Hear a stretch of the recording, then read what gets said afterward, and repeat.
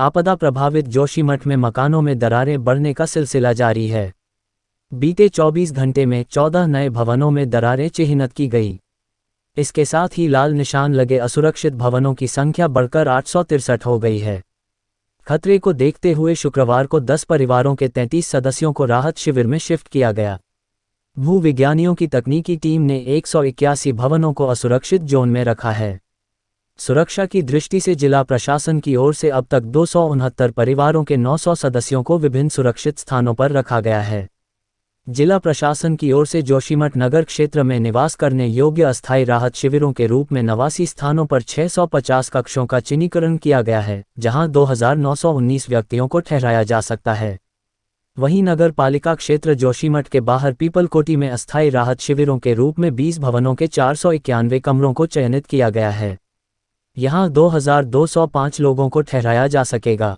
जिला प्रशासन की ओर से अब तक 500 प्रभावितों को 347.77 लाख की धनराशि वितरित की जा चुकी है।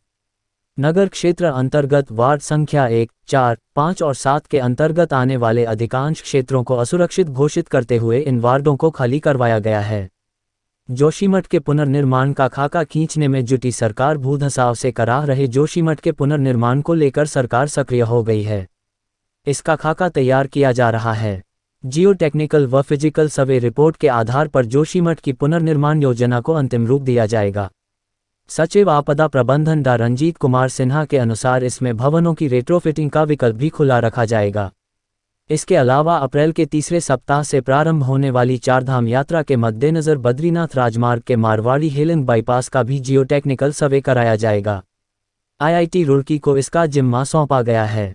उसकी रिपोर्ट के बाद जोशीमठ के नज़दीकी इस बाईपास के निर्माण के संबंध में निर्णय लिया जाएगा। वर्तमान में इस पर रोक लगाई गई है। जोशीमठ शहर का सुनील वार्ड से लेकर एटीनाला व अलकनंदा नदी तक का हिस्सा आपदा का दंश झेल रहा है। इसी क्षेत्र में भूधंसाव के साथ ही भूमि और भवनों में दरारें सर्वाधिक हैं। 8 केंद्रीय संस्थानों के विज्ञानी इसके कारणों की तह में जाने के लिए जांच में जुटे हैं। वे इसके समाधान के उपाय भी सुझाएंगे। निर्णय विज्ञानियों की रिपोर्ट के आधार पर ही लिया जाएगा। बद्रीनाथ धाम को जोड़ने वाले जोशीमठ के नज़दीकी बद्रीनाथ राजमार्ग के मारवाड़ी हेलन बाईपास के 6 किलोमीटर के हिस्से में भी भूधंसाव हुआ है। सरकार इस बाईपास का IIT रुड़की से जियो टेक्निकल सर्वे कराने जा रही है। इसके बाद ही बाईपास के निर्माण के संबंध में निर्णय लिया जाएगा। आपदा प्रभावितों की आजीविका की चिंता भी कर रही सरकार जोशीमठ के आपदाग्रस्त क्षेत्र के प्रभावितों की आजीविका की चिंता भी सरकार कर रही है।